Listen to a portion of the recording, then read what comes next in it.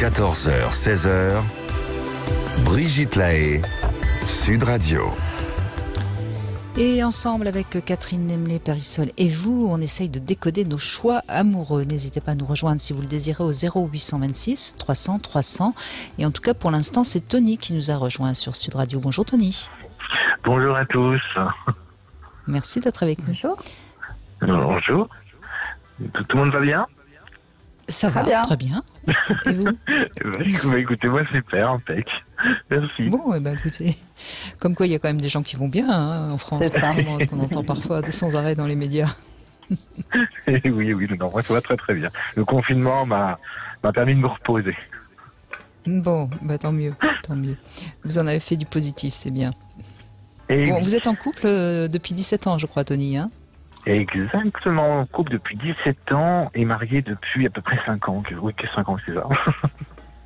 Et du coup, voilà, je vois pas le temps passer et les choses avancent à leur rythme et nous, on vient de passer tout le confinement ensemble, sans une engueulade, sans rien du tout. Enfin, je veux dire vraiment normalement, je veux dire, il y a pas de problème particulier, Il y a des petits accrochages des fois pour des broutilles, mais qui sont désamorcés au bout de 5 minutes. Donc vraiment, pour moi, rien, Il y a forcément la vie à deux. Forcément, il y a des petits accrochages. On ne peut pas rêver non plus. Et alors, votre partenaire, à quoi ressemble c'est un homme, je crois. Oui, bien sûr, oui, c'est un homme, oui. Et alors, est-ce qu'il ressemble à votre père? Elle dit non. Alors là, c'est l'opposé en fait. C'est l'opposé. Voilà. C'est si l'un ou vous l'autre, voulez, de toute façon. Bizarrement, ma mère était quelqu'un d'extrêmement douce, extrêmement compréhensive et voilà. Et mon géniteur était c'était un tyran. Si vous voulez, la vie qu'elle a eue avec lui était totalement. Enfin, moi, j'ai eu une image de la vie de couple catastrophique. Et ma mère m'expliquait souvent de ne pas reproduire plus tard ça, puisque le couple que je formerai plus tard n'aura certainement rien à voir avec le couple qu'elle vivait. Et ça me le martelait très souvent. Très souvent. Ça, c'est important. Oui, excusez-moi, je vous coupe, mais je vous redonne la parole, bien sûr, Tony. Okay. C'est important, Catherine Nemlé-Périssol aussi, de ces injonctions que nous répètent l'un ou l'autre de nos parents. C'est important et c'est souvent paradoxal. C'est-à-dire qu'il y a à la fois un discours et à la fois une observation. C'est-à-dire que, Tony, vous avez vu un couple parental. C'est-à-dire que, quelles que soient les paroles de votre mère qui vous dit « Toi, tu ne reproduiras pas le couple que j'ai créé », il n'empêche que l'enfant que vous étiez, à la fois entendait cette injonction et à la fois voyait le couple. Donc, sachant que nous ne nous bâtissons pas, nous ne grandissons pas uniquement avec des paroles. Nous fonctionnons aussi avec ce que nous observons. Donc, quelquefois, ces propos peuvent paraître très paradoxaux pour l'enfant. Je ne sais pas si c'est votre cas. Moi, mon cas était, je voyais un couple quand même, c'était vraiment très, très compliqué sur tous les plans.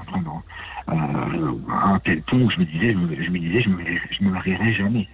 Et elle me disait surtout pas, mais je disais ça comme j'étais très jeune, déjà tout petit, déjà je lui disais. Et elle me disait toujours souvent, et d'ailleurs elle avait raison, avec le temps j'ai vu qu'elle avait raison, elle me disait, ça va, parce que son mariage à elle est comme ça, que moi, le mien sera de la même façon et du même rythme. Ça sera différent et mieux, puisqu'elle savait comment j'étais et la façon dont je voyais les choses. Mais c'est vrai que en observant la façon dont leur couple fonctionnait, donc c'était les parents, c'est vrai que j'avais une image du couple qui était totalement... pour moi, c'était pas possible de me mettre en couple plus tard. Ça, c'était pas possible. Bon, en grandissant, on comprend, mais c'est vrai que ça a été des années comme ça. Et du coup, elle me répétait très souvent de ne pas du tout prendre exemple et de vivre ma vie. De toute façon, mon couple sera pas du tout comme ça. Elle avait confiance en moi et que de toute façon, les choses évoluaient dans d'autres directions, qu'elle avait choisi cette vie-là, c'était comme ça, bon voilà, mais qu'il fallait surtout pas que je en garde une image on va dire positif, puisqu'il y avait rien de positif là-dedans. Et c'est vrai qu'avec le temps, je me suis forgé, on va dire un peu mon caractère, ça, voilà, il est comme il est, mais mon couple est à l'image, si vous voulez, alors si je peux parler d'image, mon conjoint est beaucoup plus proche de ma mère, sur plein de points, vraiment, vraiment. Mais c'est inconscient, parce que quand j'ai passé un casting, disant tiens, je vais me marier avec quelqu'un qui représente ça. Les choses se sont Non, faites mais vous savez, naturellement. Tony, je le disais, on choisit parfois notre compagnon par rapport à l'image du sexe opposé. Hein. C'est pas parce que vous avez choisi un homme qu'il doit ressembler à votre père. Non, il peut tout à fait ressembler à votre mère. Ça n'a rien d'étonnant.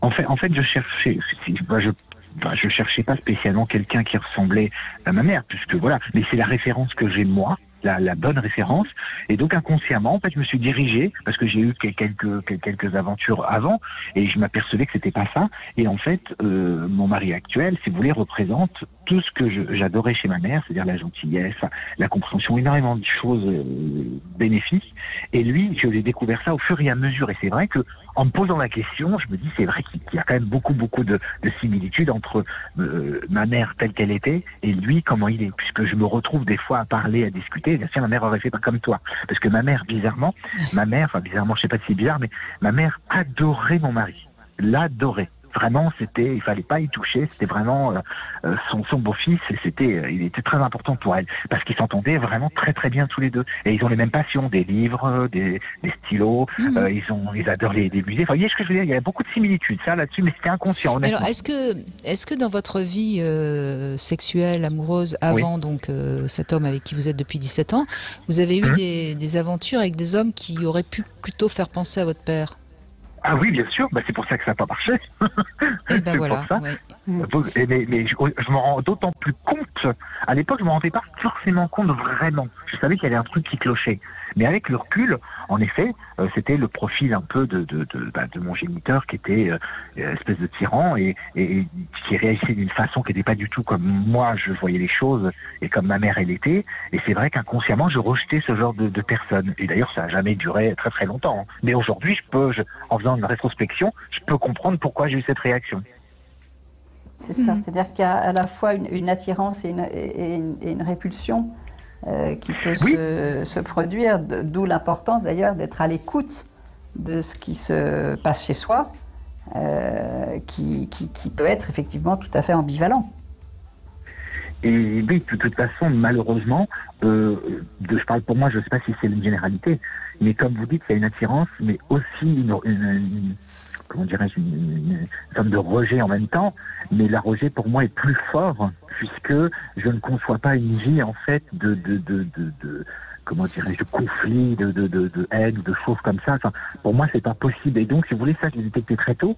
Et dès que j'étais avec un homme vraiment qui correspondait ou qui avait ses réactions, je me disais pas, tiens, il ressemble à mon père, je l'enlève. Non. Ça collait pas. Mais avec le recul, en fait, on s'aperçoit que les réactions, même aujourd'hui, sont les mêmes. Il y en a avec qui je reparle, et ils ont les mêmes réactions, et ils font de la même manière. Et moi, j'aurais jamais pu supporter ça. Et mais vous avez quand même un moment donné dans votre vie été attiré parce que, quoi qu'on en dise, aussi bien notre père et notre mère, même si l'un ou l'autre n'avait absolument pas notre admiration, en tant que petite fille ou petit garçon, on a quand même été proches, et donc on peut avoir plus tard une attirance pour ce genre de schéma. Et votre témoignage en ce sens, c'est très très instructif et montre bien. Mais heureusement, vous avez été sans doute très sécurisé par votre mère, etc. Donc très vite, vous avez compris où était votre intérêt. Et votre intérêt, c'est évidemment d'aller plutôt avec des hommes comme celui que vous avez épousé, évidemment. Exactement. C'est ça. Ce qui est très intéressant dans ce que vous nous transmettez, c'est que vous êtes allé à l'écoute de ce qui vous semblait bon pour vous-même et que vous avez respecté, et donc d'être allé vers une personne avec laquelle ce bon, ce tendre, cet amour allait pouvoir vraiment s'épanouir. Et ça, il y a une dimension qui est très instinctive aussi dans l'acceptation plutôt d'aller chercher à réparer un passé, d'accepter ce qui est bon pour soi au présent. Oui, c'est ce que vous dites, en fait, ça fait tout à fait écho, en fait. Ça me parle. Vous l'avez dit très bien avec vos propres mots, Tony. On a fait que répéter ce que vous nous avez dit, ce que vous nous avez transmis. Merci en tout cas de ce témoignage. On démarre vraiment avec un bel exemple de ce qu'est l'amour qu'on a pour ses deux parents, parce qu'évidemment, il y en a deux, et on a tendance souvent à n'en voir qu'un. Merci Tony. Je vous en prie, bonne journée. On se retrouve dans un instant, Catherine Emilé Périssol, avec Christophe Médici pour notre Sexy News. 14h, 16h, Brigitte Lahaie, Sud Radio.